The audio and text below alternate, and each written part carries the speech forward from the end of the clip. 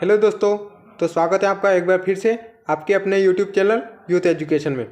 आज हम पढ़ेंगे मध्य प्रदेश पटवारी के प्रीवियस पेपर 13 दिसंबर 2017 की पहली शिफ्ट का पेपर, जिसमें हिंदी के प्रश्नों को डिस्कस करेंगे। तो चलिए बिना किसी देरी के वीडियो स्टार्ट करते हैं। पहला प्रश्न है, नासिक के व्यंजन की संख्या है। तो देखिए दोस्तों, नासिक के व्यंजनों की संख्या होती है 5। तो अपना सही आंसर बनेगा ऑप्शन नंबर सी, 5। नासिक के व्यंजन के अंतर्गत 5 व्यंजन होते हैं। वो होते हैं ण, ण, न और म।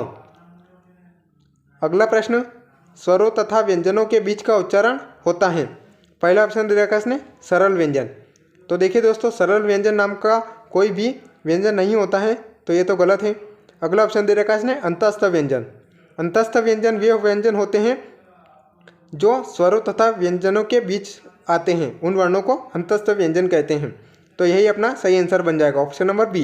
अंतस्थ व्यंजन के अंतर्गत 4 वर्ण होते हैं। वो होते हैं य, र, ल और व। ये अंतस्थ व्यंजन होते हैं। अब अगला ऑप्शन देख लेते हैं। अगला ऑप्शन दे रखा है इसने संयुक्त व्यंजन। संयुक्त व्यंजन जिन व्यंजनों की रचना 2 व्यंजनों से होती हैं, वे संयुक्त व्यंजन के वर्ण होते हैं। इनकी संख्या 4 होती है, क्ष क्षत्रिका, त्रिशूल का, ज्ञानिका और श्री वाला। अब अगला ऑप्शन दे रखा है इसने ऊष्मी व्यंजन। ऊष्मी व्यंजन के वे होते हैं जिनके उच्चारण में वायु घर्षण के साथ ऊष्मा उत्पन्न करती हैं, वे ऊष्मी व्यंजन के अंतर्गत आते हैं। इनकी भी संख्या होती है दोस्तों 4, शलजम, षटकोण, सरोता और हलवाई। ये चारों ही वर्ण ऊष्मी व्यंजन के अंतर्गत आते हैं। अब अगला प्रश्न, निम्नलिखित में व्यंजन नहीं है। तो देखिए दोस्तों, पहला ऑप्शन दे रखा है इसने क तो व्यंजन है। अगला ऑप्शन दे रखा है ये भी एक व्यंजन है। अगला ऑप्शन दे रखा है इसने द, ये भी एक व्यंजन है। अगला ऑप्शन दे रखा है इसने अ देखिए दोस्तों स्वर में आता है, तो यही अपना आंसर बन जाएगा ऑप्शन नंबर डी। अगला प्रश्न, अशुद्ध शब्द हैं। तो देखिए दोस्तों, पहला ऑप्शन दे रखा है इसने चढ़ना। चढ़ना जो है ये गलत शब्द लिखा हुआ है। चढ़ना में ढक्कन वाला आता है, तो यही अपना सही आंसर बन जाएगा। बाकी ऑप्शन दे रखा है इसने पढ़ना, लड़ना और खिड़की, ये तीनों ही शुद्ध रूप से लिखे गए हैं। अब अगला प्रश्न, संधि कितने प्रकार की होती हैं। तो देखिए दोस्तों, आप सभी को यह तो पता होगा कि संधि 3 प्रकार की होती हैं, स्वर संधि, व्यंजन संधि और विसर्ग संधि। तो इस हिसाब से अपना सही आंसर बन जाएगा ऑप्शन नंबर ए, 3। अगला प्रश्न देखते हैं। अगला दे रखा है इसने तालाब का पर्यायवाची निम्न में से कौन सा है। तो देखिए दोस्तों, पहला ऑप्शन दे रखा है इसने मेघपुष्प। मेघपुष्प का मतलब होता है जल, नीर, अमृत, उसे मेघपुष्प कहते हैं। अब अगला ऑप्शन दे रखा है इसने तारांग। तारांग देखिए दोस्तों, ये अशुद्ध शब्द है, इस नाम का कोई भी शब्द नहीं होता हिंदी व्याकरण में। अगला ऑप्शन दे रखा है इसने जलाशय। जलाशय का मतलब होता है दोस्तों तालाब या फिर सरोवर, तो ये अपना सही आंसर बन जाएगा, ये तालाब का पर्यायवाची होता है। अगला ऑप्शन भी देख लेते हैं। अगला दे रखा है इसने उदक। उदक का मतलब होता है जल, पानी, नीर।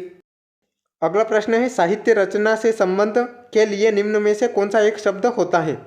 तो देखिए दोस्तों, इसमें ऑप्शन नंबर बी देखिए साहित्यिक। ठीक है, साहित्य रचना के लिए के संबंध में साहित्यिक शब्द होता है, तो यही अपना सही आंसर बन जाएगा। बाकी जो ऑप्शन ए, सी, डी दे रखा है, ये तीनों ही गलत हैं, अशुद्ध रूप से लिखे गए हैं। अगला प्रश्न है दोस्तों, निश्चल का संधि विच्छेद निम्न में से कौन सा है। तो देखिए दोस्तों, इसका सही आंसर बनेगा ऑप्शन नंबर बी, नी प्लस छल। ये विसर्ग संधि का उदाहरण है। विसर्ग संधि का एक नियम होता है दोस्तों, यदि विसर्ग से पहले कोई स्वर हो और सामने चम्मच, छतरी या फिर शलजम हो, तो विसर्ग जो होता है वो आधे शलजम में बदल जाता है। तो अगर ऑप्शन नंबर बी को देखेंगे तो इसमें अपने को इसमें विसर्ग से पहले ई स्वर देखने को मिलेगा और विसर्ग के बाद छतरी का मिलेगा, तो ये विसर्ग जो वो है वो आधे शलजम में बदल जाएगा।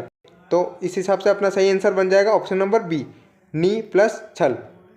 बढ़ते हैं अगले प्रश्न पर। अगला प्रश्न है, तुच्छ का विलोम शब्द निम्न में से कौन सा है। तो देखिए दोस्तों, पहला ऑप्शन दे रखा है इसने महान। तो महान का विलोम होता है तुच्छ, महत्वहीन, तो यही अपना सही आंसर बन जाएगा ऑप्शन नंबर ए। अगला ऑप्शन दे रखा है इसने महना। महना नाम का कोई भी शब्द नहीं होता है दोस्तों, ये गलत है। अगला ऑप्शन दे रखा है इसने मन। मन का विलोम होता है अमन। अगला ऑप्शन दे रखा है इसने सच्चा। सच्चा का विलोम होता है झूठा। अब अगला प्रश्न, नी उपसर्ग से बना शब्द निम्न में से कौन सा है। तो देखिए दोस्तों, पहला ऑप्शन दे रखा है इसने निर्माण।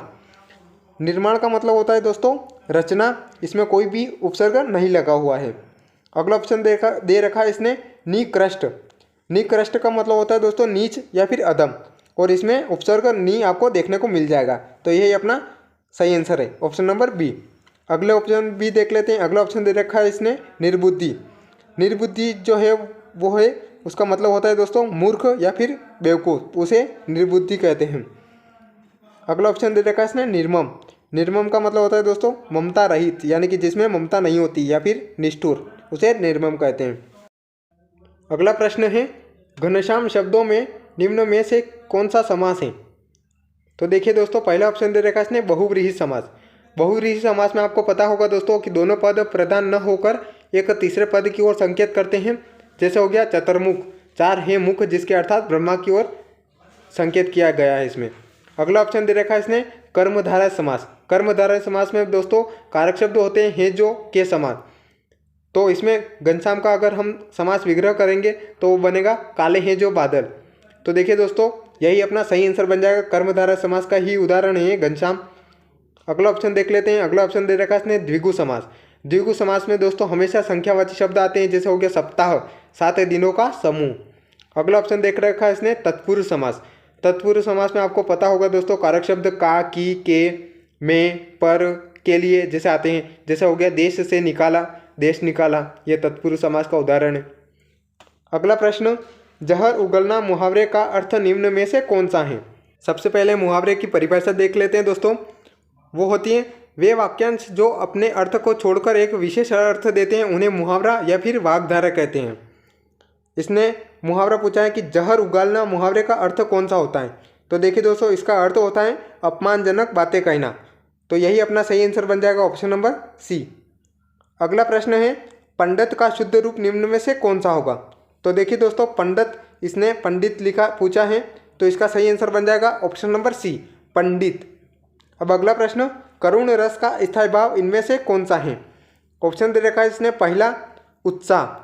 तो देखिए दोस्तों, उत्साह जो है वो वीर रस का स्थायी भाव है। अगला ऑप्शन दे रखा है इसने शोक।